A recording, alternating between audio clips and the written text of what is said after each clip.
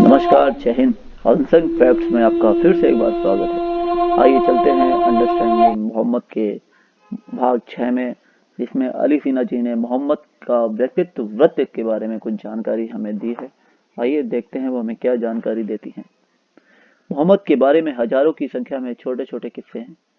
इनमें से अधिकांश किस्से मनगढ़ंत और झूठ पर आधारित हैं, और बहुत सारे किस्से कमजोर व संदेहास्पद। हालांकि कुछ किस्से सही जो प्रमाणिक है हदीस मौखिक रिवायत माने जाते हैं।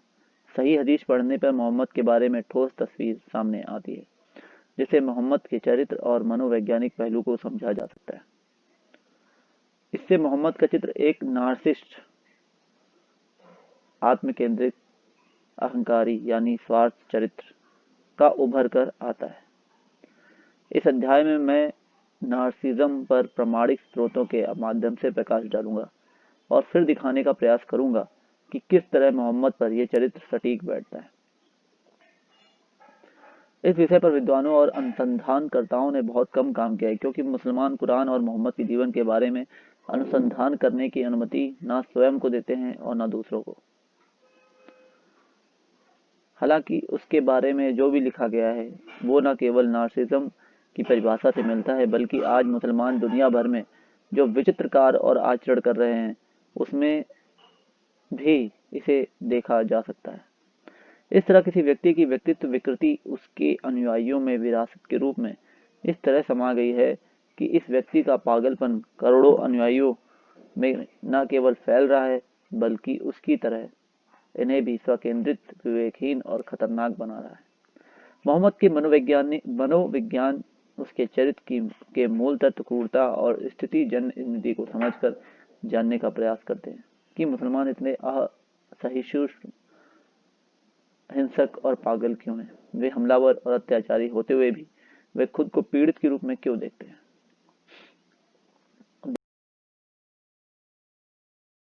देखते हैं नार्सिज्म क्या है। द डायग्नोस्टिक एंड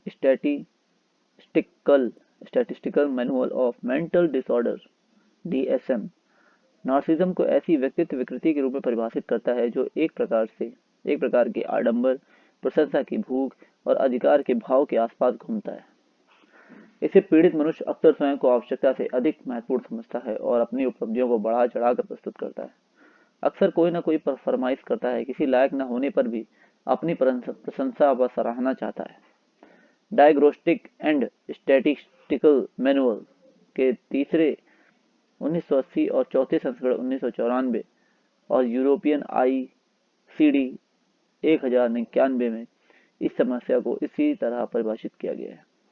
आडंबर, कल्पना या व्यवहार में का व्याप्त प्रारूप आत्म श्लाघा अथवा चापलूसी की आवश्यकता और समानुभूति का अभाव, समानता व सत्ता की आवश्यकता आने की शुरुआती समय में और विभिन्न परिस्थितियों में उपस्थित रहने में निम्नलिखित में से 5 या अधिक कसौटी पर आवश्यक परखें। महान महसूस करता है और स्वयं को महत्वपूर्ण समझता है। उदाहरण के लिए अपनी उपलब्धियों को बढ़ा चढ़ाकर पेश करता है। झूठ को भी सच की तरह पेश करने में माहिर है। अनुपातिक उपलब्धि के बिना भी स्वयं को उत्कृष्ट के रूप में मान्यता चाहता है। असीमित सफलता, नाम, रौब या सबसे ताकतवर होने, अतुलनीय बुद्धिमत्ता, प्रमस्तिष्कीय नार्सिस्ट, शारीरिक सौष्ठव या काम क्षमता, दैहिक नार्सिस्ट, आदर्श चिरस्थायी, सबका हृदय जीतने वाले, प्यार या करुणा की कल्पना में खोया रहता है। आश्वस्त रहता है कि वह विशिष्ट है और ऊंचे दर्जे के विशिष्ट व अद्वितीय लोग संस्थाएं ही उसकी विशिष्टता समझ सकते हैं। केवल ऐसे ही लोगों से उसका संबंध होना चाहिए, केवल ऐसे ही लोगों से उसे जुड़ना चाहिए। आवश्यकता से अधिक सराहना, चाटुकारिता, प्रमुखता और रौब चाहता है।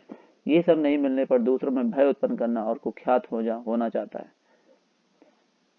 अधिकार संपन्न समझता है और अपने साथ विशेष अनुकूल वरीयता का व्यवहार चाहता है।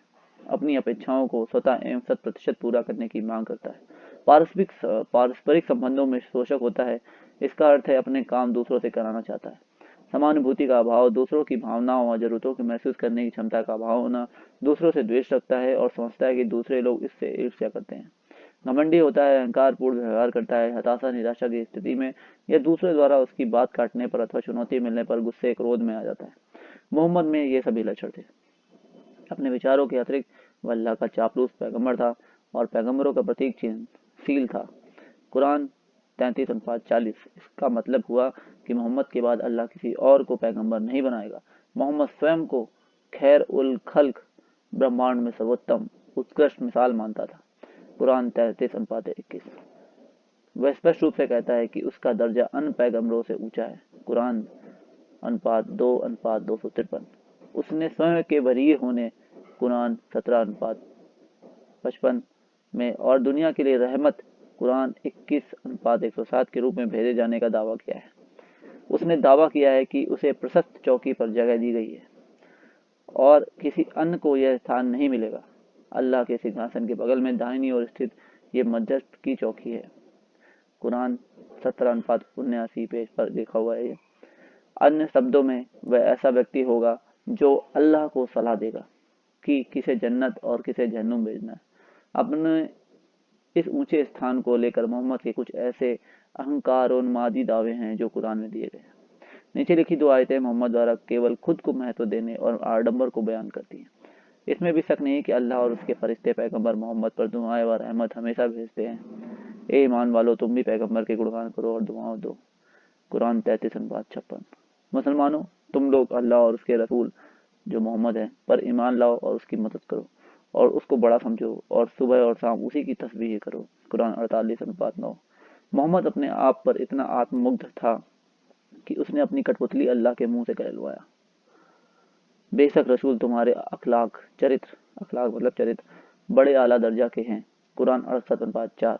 तुम्हें ईमान व हिदायत का रोशन चिराग बनाकर भेजा है। कुरान 33 अनुपात 46।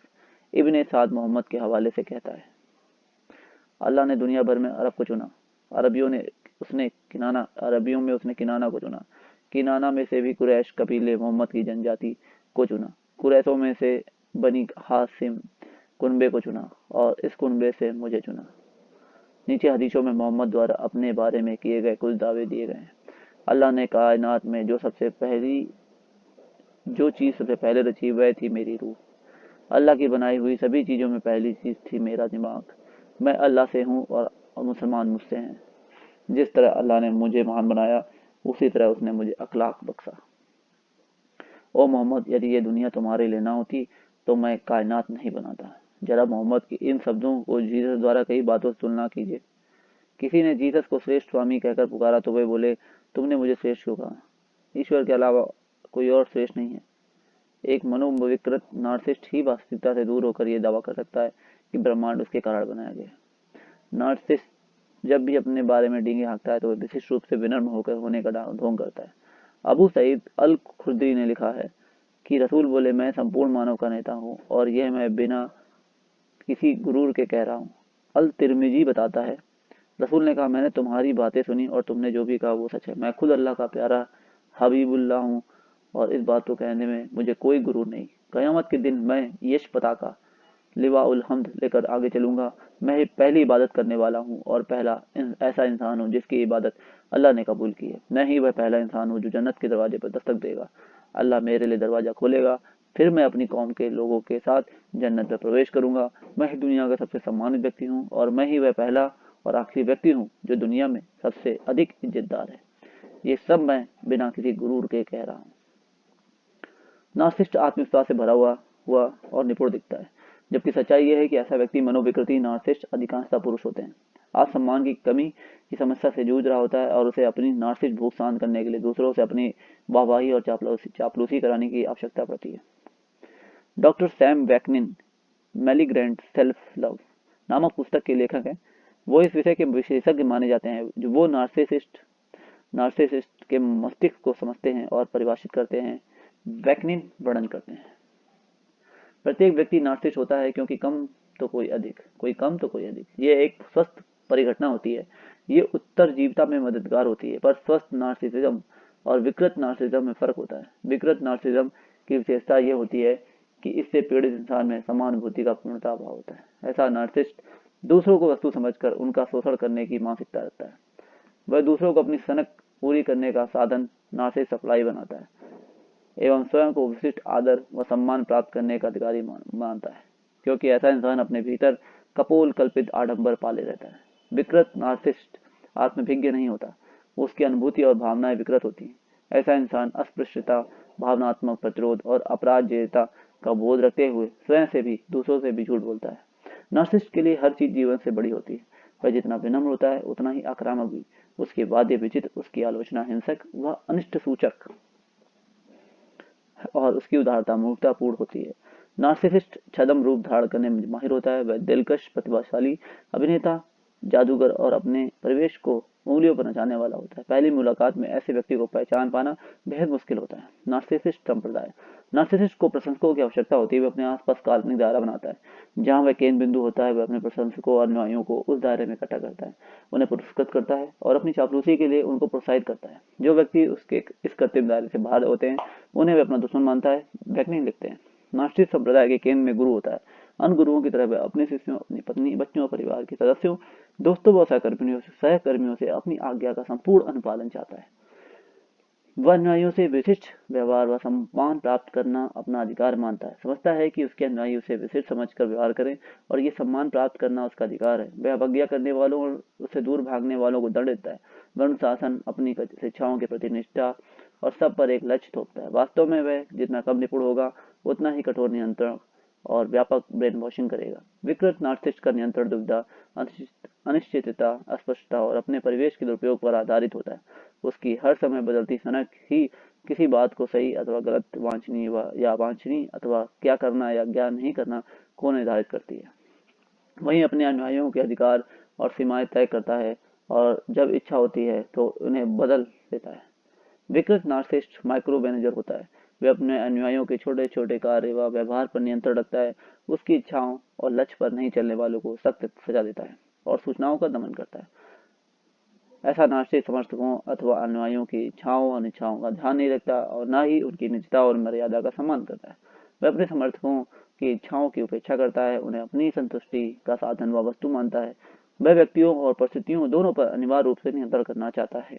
वह दूसरों की स्वायत्तता एवं स्वतंत्रता से अस्वीकार करता है। वह चाहता है कि दोस्त अथवा परिवार के किसी सदस्य से मिलने जैसी मामूली बातों के लिए भी उससे अनुमति ली जाए। धीरे धीरे वह अनुयायियों को उनके करीबी और प्रिय लोगों से अलग थलग कर देता है ताकि ये लोग उसके ऊपर भावनात्मक, यौनिक, वित्तीय एवं सामाजिक रूप से निर्भर होने को मजबूर हो जाएं।